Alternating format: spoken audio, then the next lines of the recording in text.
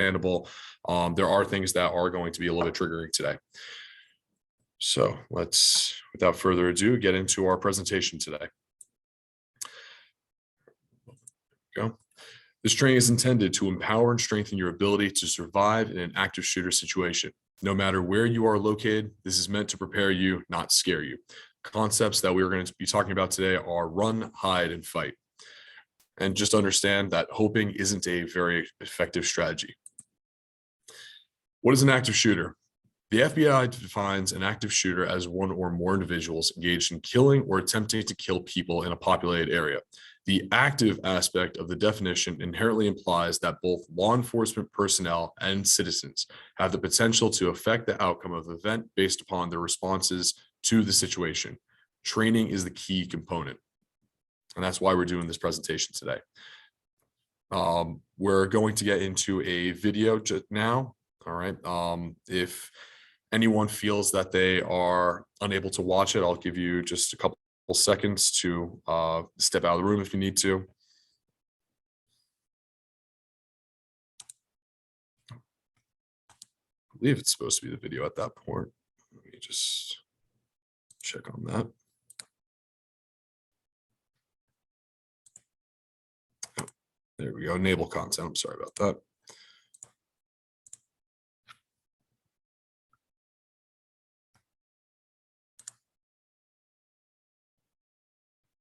There we go.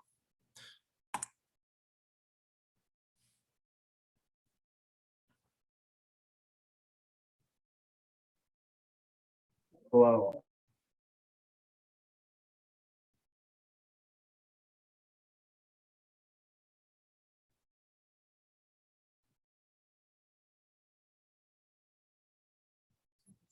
Share the sound.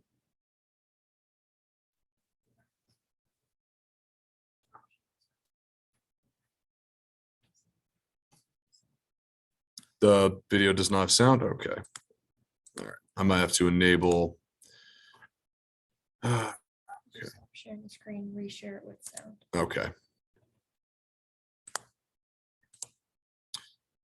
Share sound. There we go. I do apologize. Sorry about that, everyone.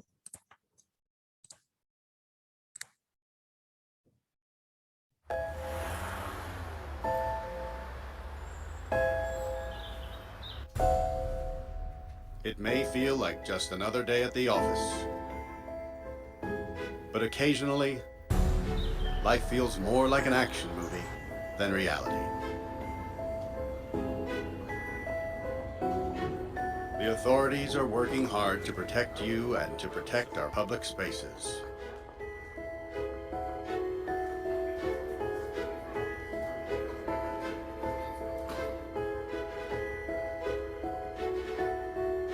But sometimes bad people do bad things. Really?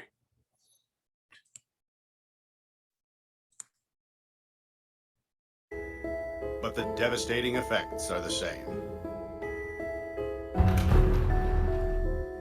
And unfortunately, you need to be prepared for the worst.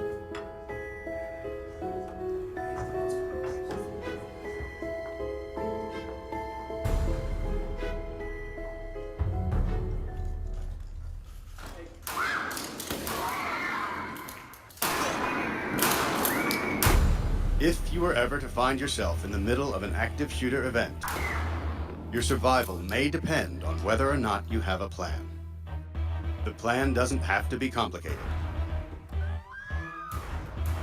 There are 3 things you could do that make a difference.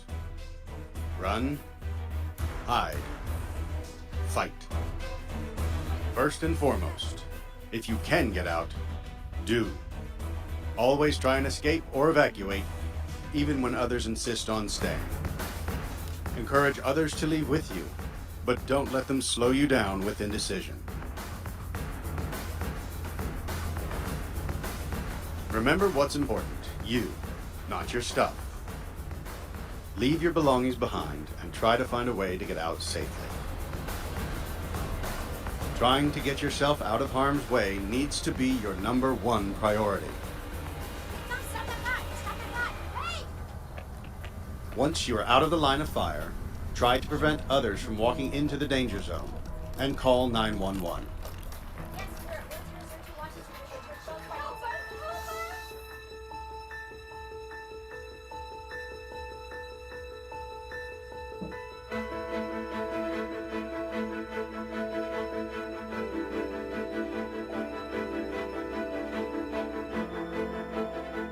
If you can't get out safely, you need to find a place to hide.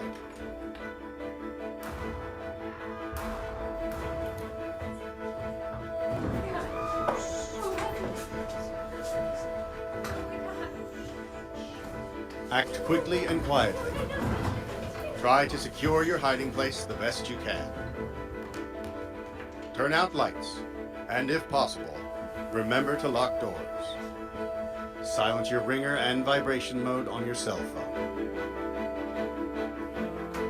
And if you can't find a safe room or closet, try to conceal yourself behind large objects that may protect you. Do your best to remain quiet and calm.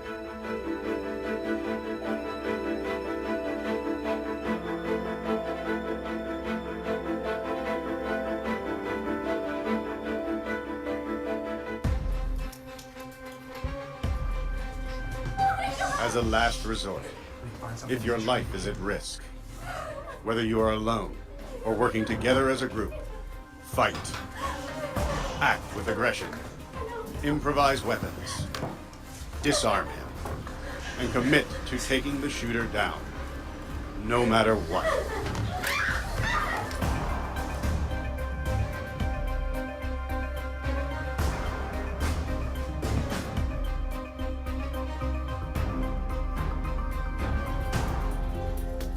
Try to be aware of your environment.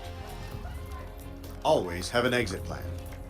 Know that in an incident like this, victims are generally chosen randomly.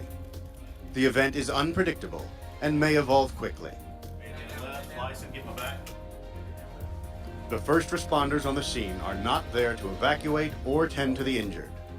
They are well trained and are there to stop the shooter.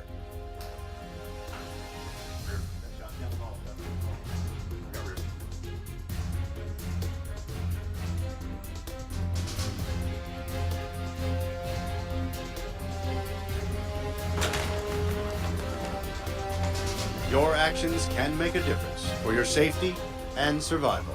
Be aware and be prepared. And if you find yourself facing an active shooter, there are 3 key things you need to remember to survive. Run, hide, fight.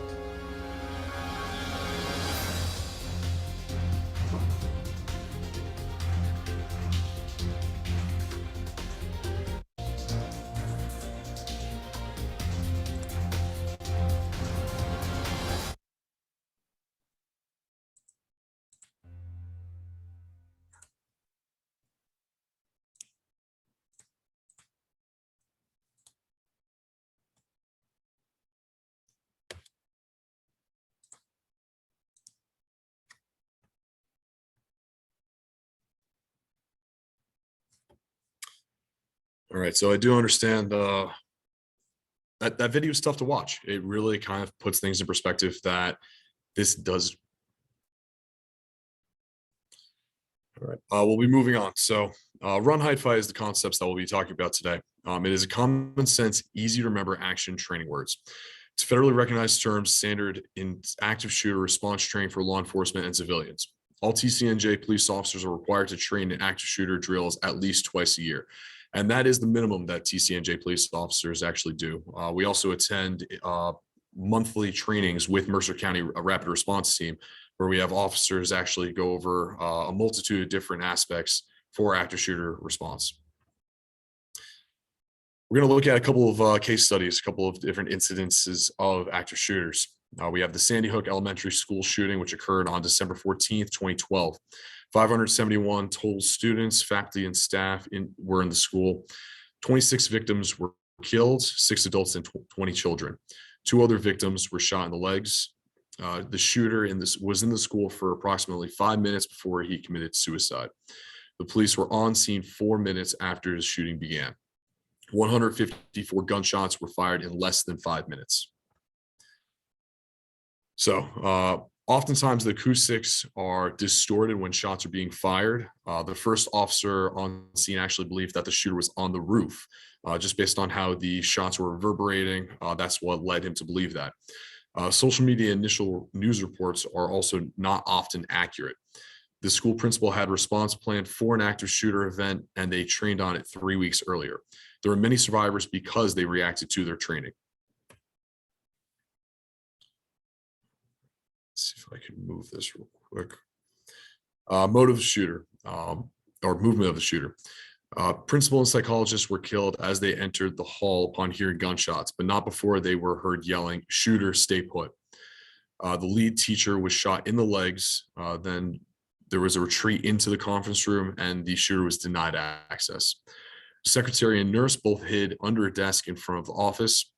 The nurse observed the door open. Shooter entered, and his boots were facing her. He left after a few seconds. So that's an aspect of hiding. First classroom, teacher closed the door, moved 15 students into a small bathroom in the classroom, and placed a bookcase in front of the door. Shooter didn't go into the classroom, and everyone survived. In the second classroom that the shooter had come up to, there were 5 students and 2 teachers killed. 11 7-year-olds ran out of the classroom as soon as they had the opportunity, and those students survived. The third classroom, teachers and aide directed 15 children into a small bathroom in the classroom. One child accidentally flushed the toilet. Kids were giggling, and that drew the shooter's attention. They were sadly all killed.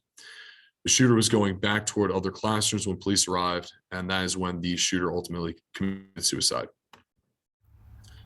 So this is a sound of a 9mm handgun. It's a very common caliber that we see day to day. It's actually the most common caliber for police officers to use. This is going to be the sound of a 9mm handgun being discharged outside.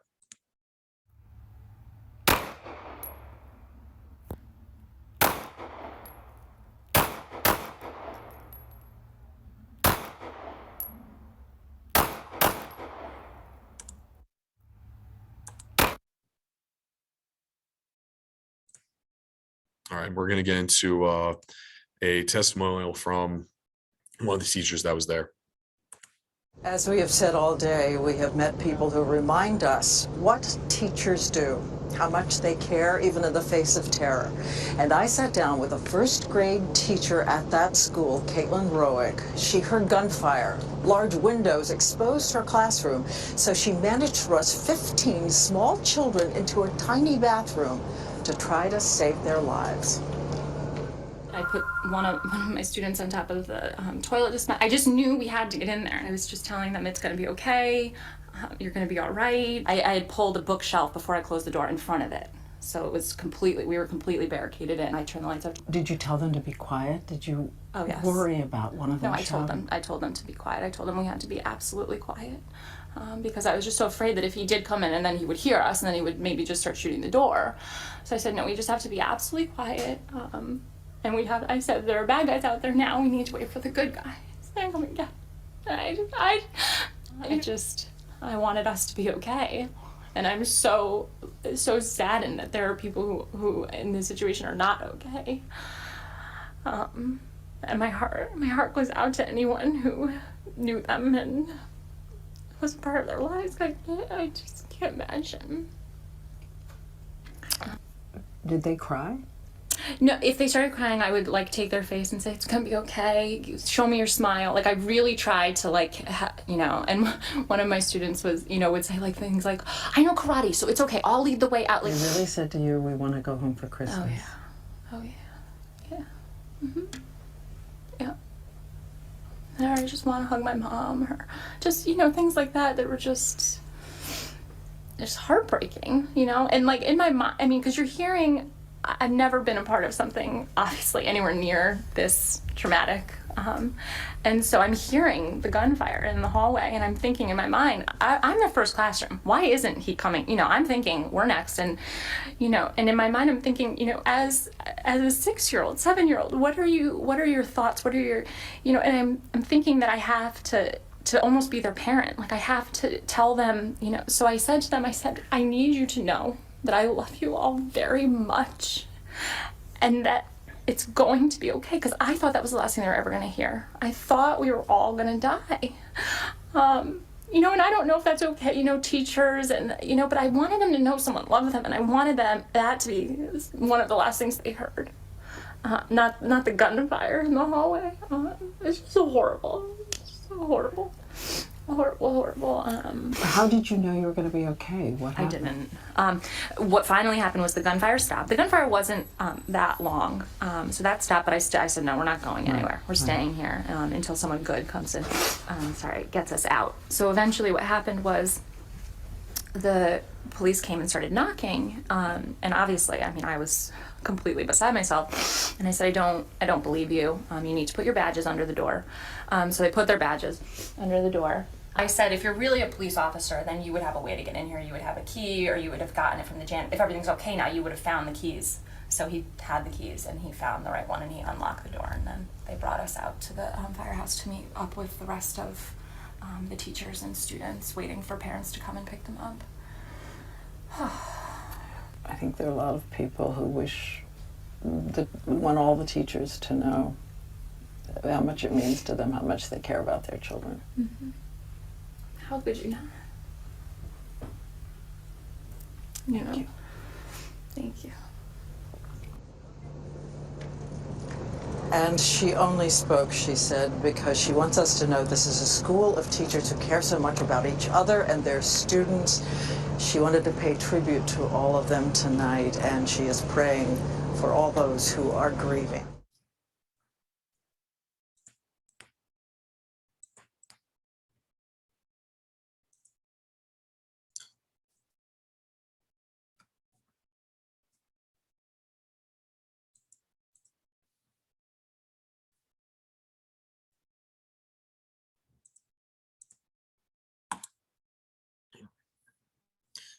We're going to go over next the UCLA shooting that occurred on June 2nd, 2016. Individuals reported that they were scared and unprepared. UCLA students improvised a lockdown response. The Chronicle of Higher Education, June 3rd, 2016. A pair of UCLA professors told students to ignore university lockdown in order to take final exams during campus shooting. All right, a little bit about the UCLA school shooting. A former graduate student shot and killed his former professor. The shooter then later committed suicide. Later learned that he had also killed his wife. UCLA students said they received no training from university on what to do during a campus shooting. Students relied on improvisation and personal experience. Students referred to social media safety tips during that threat. Students received text alert and said they had to persuade professors to take the lockdown seriously. Professors had no training and could and did not ensure the safety of students. One student reported another professor did not allow students to turn off the lights or get on the floor until an hour after the initial lockdown alert. As she attempted to pay attention to the lecture, even as rumors swirled on social media and her phone erupted with concerned texts as she struggled to stay calm. Professor had reported, I'm not canceling our final. I'm not aware of other classes canceling, she wrote. Another professor, I was in a meeting with two students at that time and didn't fully realize what was going on. I had read that it was a rumor. Just understand, when a fire alarm goes off, you are duty-bound and obligated to leave the building or take some affirmative action. And as a professor, for our faculty and staff that are in this presentation today, you are duty-bound to do what you need to do to keep your students safe. On March 22nd, 2018, California Supreme Court ruled that UCLA can be held liable for failing to protect a student during an attack. The ground is moving on this, USC law professor had stated. The courts are tilting more towards schools needing to protect their students. We conclude that violence against students in the classroom or during curricular activity is a forcible occurrence. All right, a little bit about the Virginia Tech shooting that occurred on April 16th, 2007. There were 32 killed with 17 wounded. A survivor's account of Christina Anderson, the shooter entered and exited classrooms several times, shooting each time, especially those that did not hide. One classroom put desks in front of the door and held the door closed with their feet. The shooter attempted to enter and even shot through the door and kept going, but all the students in that room survived. This led to a nationwide upgrade in campus safety and security and the importance of timely notifications. And we'll actually go over a little bit of what TCNJ has done to make more timely notifications and the kind of upgrades that TCNJ has made.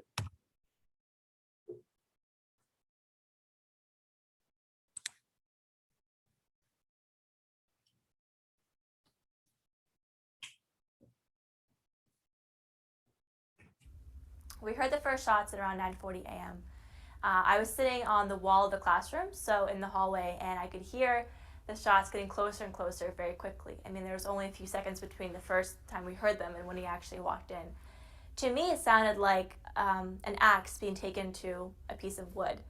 And our teacher, she opened the door and she peered outside and she immediately shut the door and she said, "Call 911." And right then, he walked in just seconds after. There's absolutely no time to think or to duck or to take cover, and people just kind of fell to the floor. And he immediately walked in shooting, and he went to the other side of the classroom and he started going down the rows. He went down each row very quickly, very purposefully. And I remember thinking, your turn is coming. You're going to get shot. I mean, I didn't realize there was an active shooter, but I knew something bad was happening. He came back to our classroom 3 times, and on the 3rd time, he killed himself in the front of the class. In between each time he was there, you could just hear people crying and coughing, and the cell phone started ringing. When he was in our class, I remember trying not to breathe very much, so he couldn't tell I was alive. Because as my stomach was hitting the chair, I was thinking, you know, he can see me breathing, he can see me alive, and that was very scary. I'll never forget when the SWAT team first broke in at around 9:51. The officer in the front of the classroom said, "We have a lot of blacks in here."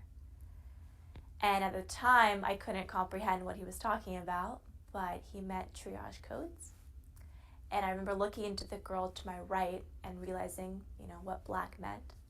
He looked over me and he said, first he said yellow, and then he changed it immediately and he said red. And that's when I first started panicking. I still couldn't speak. I was shot 3 times, lying on my back. And I remember thinking, what do you see? Like, what can you see on me that I can't, that you would change me from yellow to red?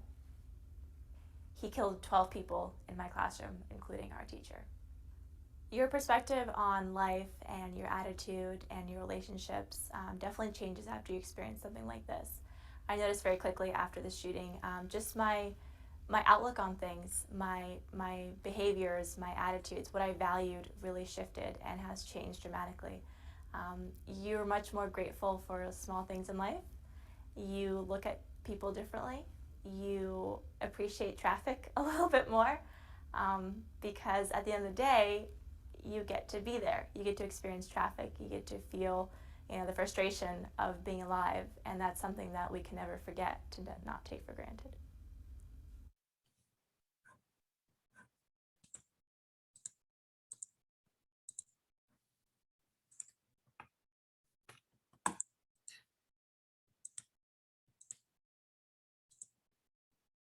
So hold on, we got there.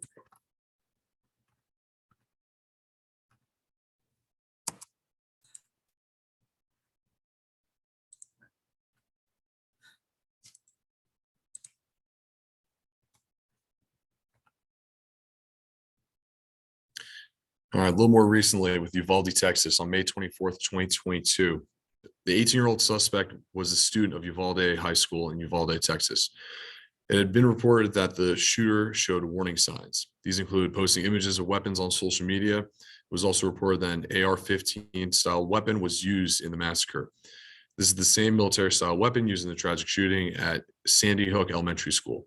There were 21 fatalities, 19 students, and 2 teachers with 17 injuries.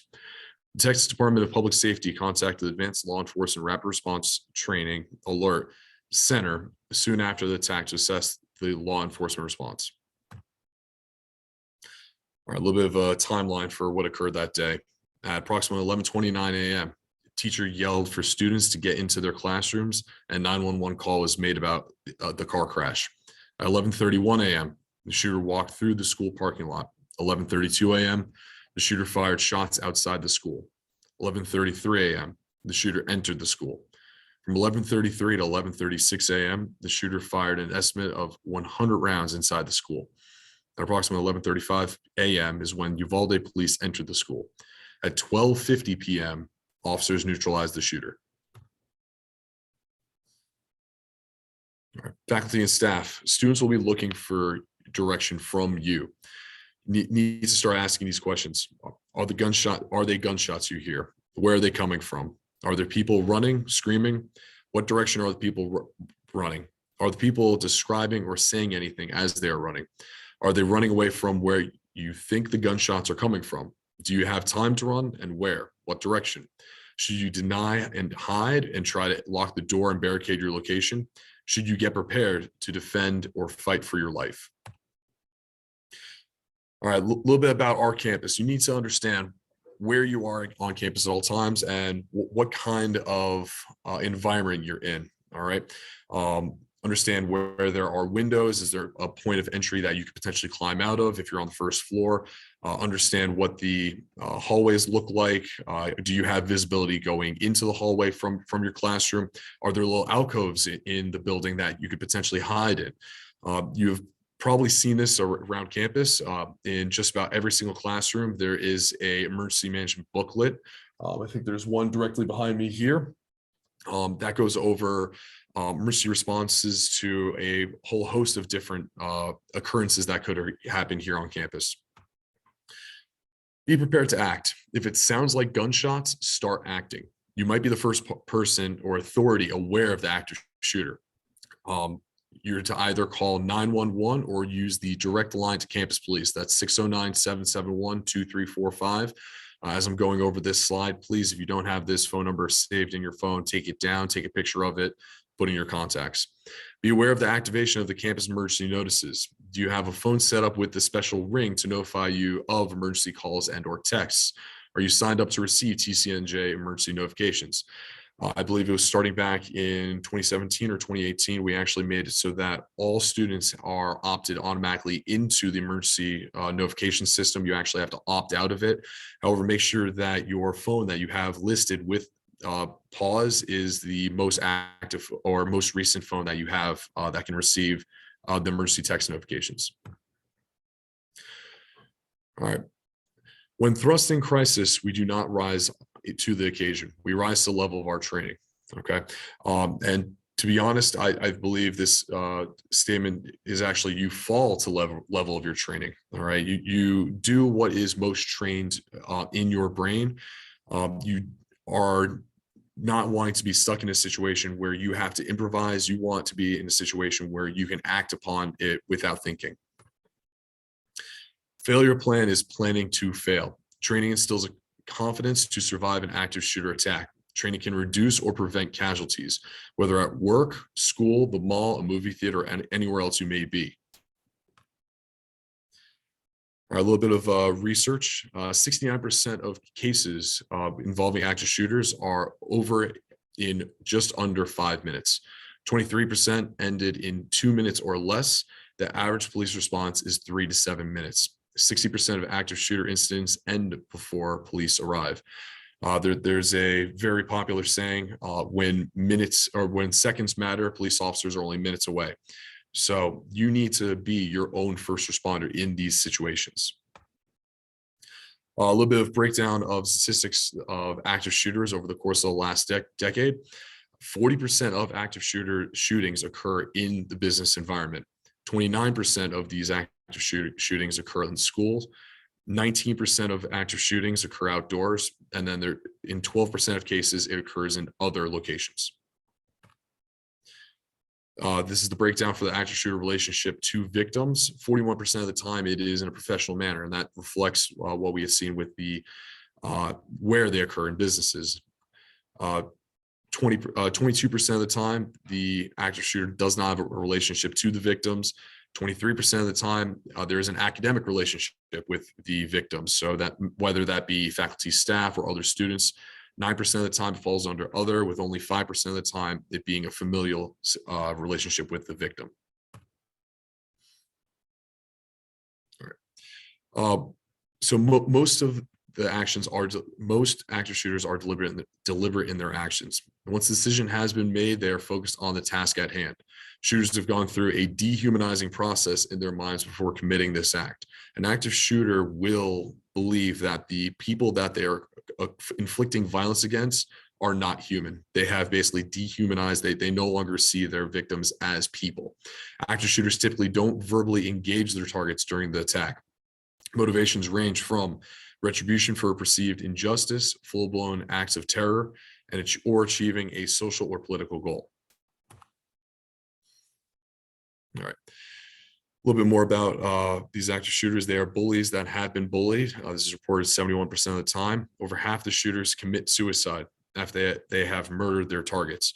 When they are confronted by police, that is typically when the shooters will commit suicide. There's something called the Herostratus syndrome. It's a commission of an act to become famous or infamous. This is a frequent motive in higher education. The location. A shooter who commits workplace violence usually targets a specific person or a group of people. This is going back to the perceived injustice that may have been inflicted to them. A person who targets a large number of people usually has a grievance against society as a whole. What to expect? It's going to be chaotic. There's going to be fear. Your adrenaline's going to be elevated. There's going to be noise. There's going to be confusion, alarms. You need to take a moment and assess the situation. What is going on? Where is it happening? Who is doing it? The civilian response plan contains 3 options: run, hide, and fight. Run. This is the preferred option. And it starts with your state of mind. Begins with a situational awareness of your environment. Have a plan. Know your escape routes. Know your secondary exits. Avoid the bottlenecking effect. Know your work area and surroundings. Move away from the source of the threat quickly and put distance and barriers between you and the threat. So, and there's hiding. Find ways to prevent the attacker from having access to you. Close and lock doors, barricade doorways with furniture, deny access. There has been no known case where shooter has breached a locked door. With any of you that are familiar with the public education system, there is the shelter in place activation that they will do in the elementary, middle school, and high schools. This is the hiding aspect.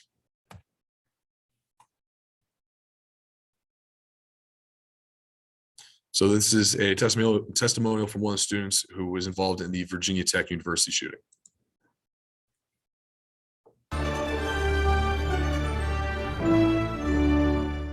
Virginia Tech senior Zach Pekowitz was sitting in Norris Hall in a classroom when the shooting started. It's possible that he and his classmates are still alive because of what they did next. Good morning. Thanks for taking the time to speak with us. Really appreciate it. You guys had no idea that this guy was out and about. No, I mean, after the initial gunshots, we just thought it was some construction at first, and then once we heard a girl scream, it all set in. You're in a classroom. What happened next? Basically, we heard the first few gunshots, didn't quite register what it was. Then we initially heard a girl scream, and 2 of the girls in my class looked out the hall and saw a guy coming out into the into the hallway with a gun pointed down to the ground. They slammed the door shut and just told everybody. Everybody kind of went into a panic, didn't know what to do. I hid behind the teacher's podium and then realized, there's nothing blocking this door. He's just going to come in. So I said, we need to barricade this door. 2 of my classmates got up and helped me, and we just held a table there. And he eventually, meanwhile, all these gunshots are going on. He eventually came to our door, tried to open the door, didn't go, so he tried to shoulder his way in. Got the door open about 6 inches, and we all had to slam it back shut on him. And that's when he put 2 bullets into the center of the door, thinking we were up against it, trying to close him out. And he then reloaded. I was right against the ground, right against the door.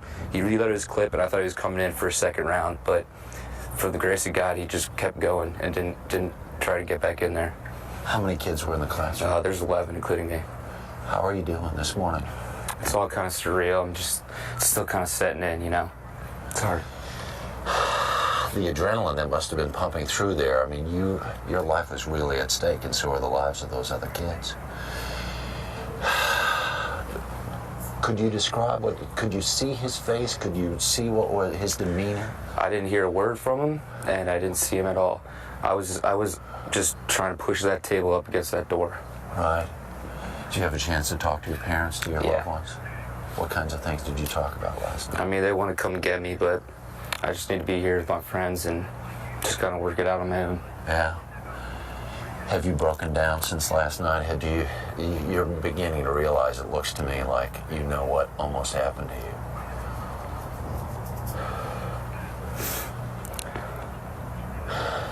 This community has been hurt in an awful, terrible way.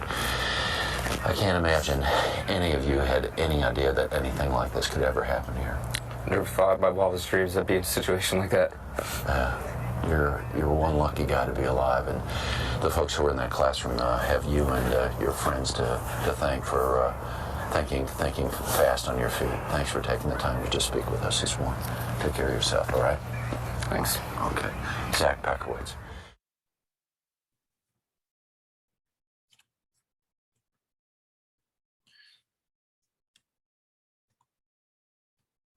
All right, a few things to go over with the hide option.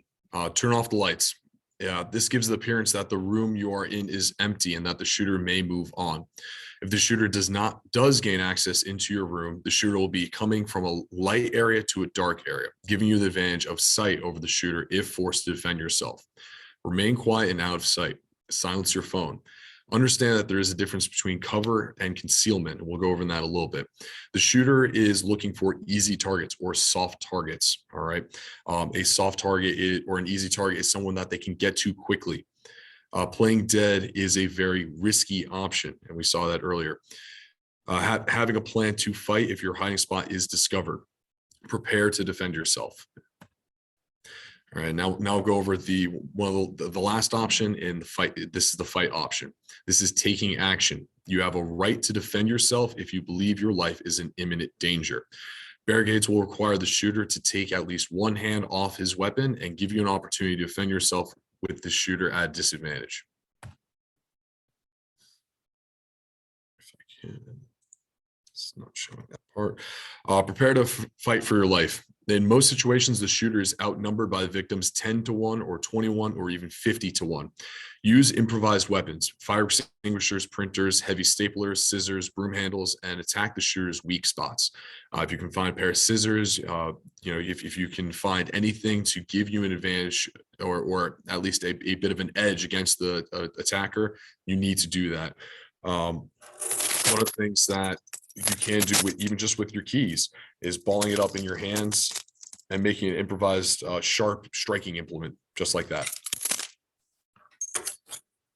You're going to want to position yourself where you can surprise the attacker. You're going to want to be in close proximity to the door. You're going to cover the distance to the attacker.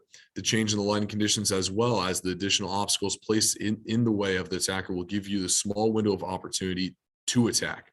If you can grab the gun, point it away from others. When possible, coordinate your attack with others. Like we said before, you're going to have an advantage of 10-1, 20-1, even 50-1 forces. Once you begin the attack, fight as if your life depends on it, because it does. Tell yourself you are going to win at all costs. Refuse to give up no matter how overwhelming the odds appear. The emotion of fear is natural. Do not let it paralyze you. Turn fear into anger and rage and attack. Being shot does not equal being dead. Continue to fight for your life. Prepare yourself mentally to be shot. Like I had said earlier, this is the number for TCNJ Campus Police. It's 609-771-2345. Or you can call 911 when you are in a safe area. Provide as much detail as possible. You're going to want to give descriptions. You want to give the location of not only yourself, but where the attacker potentially may be. And try to speak slowly and calmly to our dispatchers so that way they can convey information to our officers. So back in 2016, a new program had come out. So it is call when you can, text when you can't. So you're now able to text 911. What you're going to do is open the message app on your phone or wireless device, and in the to field, type 911 with no punctuation. In the messages field, type the location, address, municipality, and a brief description of the problem. For example, College of New Jersey, Icall Hall, Ewing, New Jersey. There's a man with a gun. Keep the message brief and to the point. Do not use slang or abbreviation, and do not send photos. Call taker will ask questions and give instructions to you. Stay on the line and make sure to silence your phone. If 911 service is not available, you receive a bounce back message to place a call. A little bit more with text 911 when you should text 911. If you have a speech or a hearing impairment, if speaking may cause you harm, like in an active shooter event, break-in, or domestic violence situation, be sure to silence your phone so that the sound of the 911 reply does not give your location away.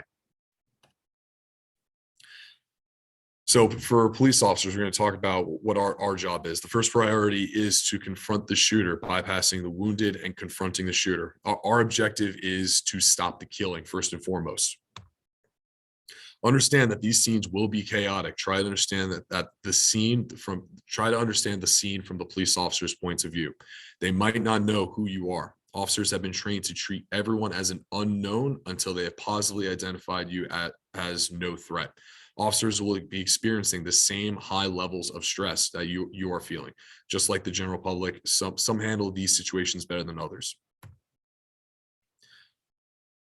All right, when police arrive, show your hands and follow commands. The reason that we do this is to make sure that you can go from being an unknown to being a known, not to becoming a no threat individual. Uniformed officers will be normally the first on scene, followed by detectives and plainclothes officers. Finally, there will be the tactical officers or emergency response officers. Once the shooter has been stopped, officers will then begin providing medical aid to those most seriously injured and clearing the remainder of the building of any potential threats and injured victims. One of the more recent developments that the emergency response teams in Mercer County have been trained on is to have a contact team, which is the initial team that goes in to neutralize the threat. And then there will be a rescue team where officers will actually engage into the warm or orange zones, bringing in EMS and paramedics to assist with the wounded. Bystanders may become the initial first responders positioned to stop the killing. Victims who experience massive trauma may bleed to death before EMS can treat them. They're going to need to provide medical assistance if they can. There is a golden hour. Most victims die within 30 to 60 minutes of injuries that require simple intervention. Apply pressure or tourniquet the wound. Most common cause of preventable death in active shooter incidences is failure to control severe bleeding. EMS personnel will only enter the scene after it has been deemed safe by law enforcement. So this is an example of the kind of training that our officers have been involved in. This is over at Forcina Hall.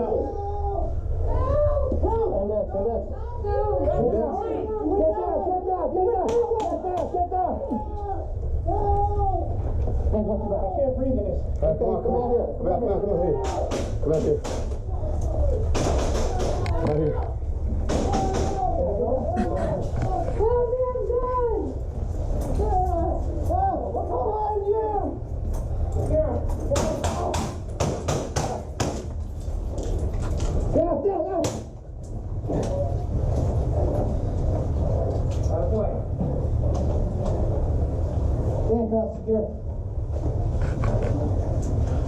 guys got a shooter over there? Another shooter over there. Down.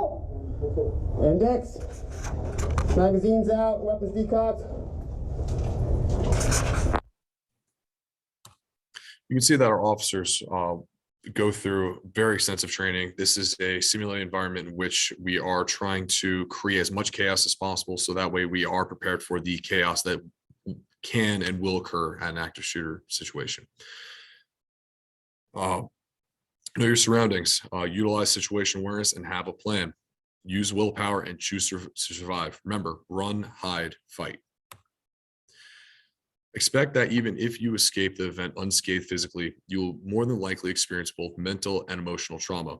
Many survivors of active shooter events report having symptoms of PTSD and survivor's guilt. Faculty, staff, and students must stay connected and take care of each other. A little bit about PTSD. Survivor Jachi Fry from New Jersey approached the 5th anniversary of the Aurora, Colorado Batman movie mass shooting with an emotional strength that took years to forge. During the first year, she wallowed in victimhood. That didn't work. During the next year, she tried ignoring it. That really didn't work. This PTSD isn't some one and done thing. It was way, way more difficult than I thought it would be. So this is a little bit about seeking help for related psychological trauma.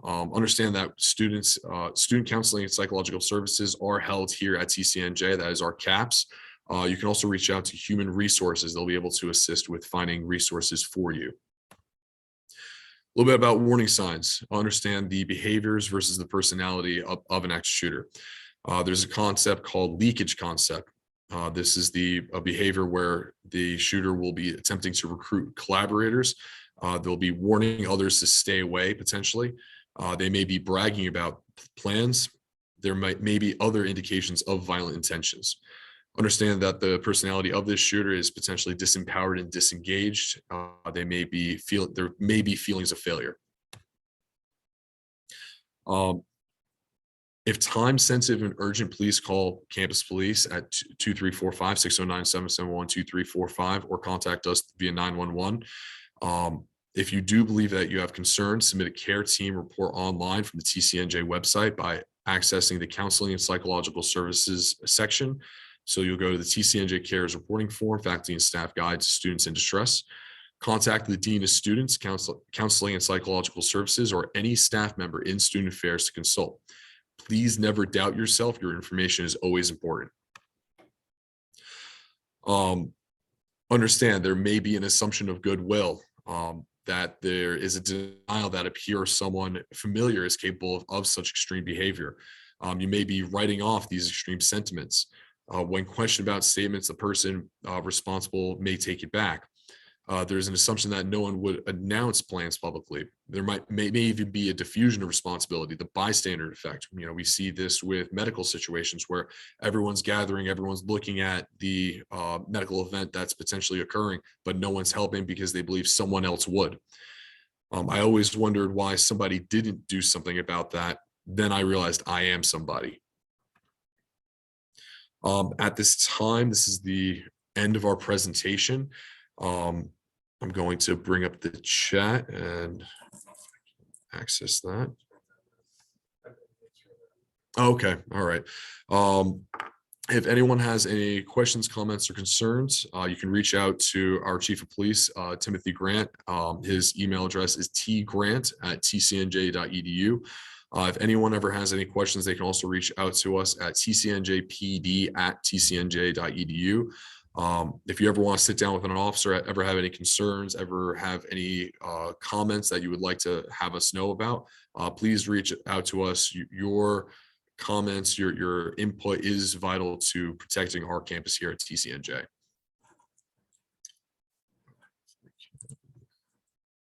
So thank you everyone for being a part of this presentation today. You know, you are going to make this campus a safer place. The concepts that we had gone over today can be applied not only here and not only in an active shooter situation, but can be applied anywhere to anything. The run, hide, fight program can also be applied to even situations of if there's just a violent attacker, it doesn't necessarily have to be an active shooter. And I think that that has been our time for today. Thank you everyone for being a part of this, and have a great rest of your day.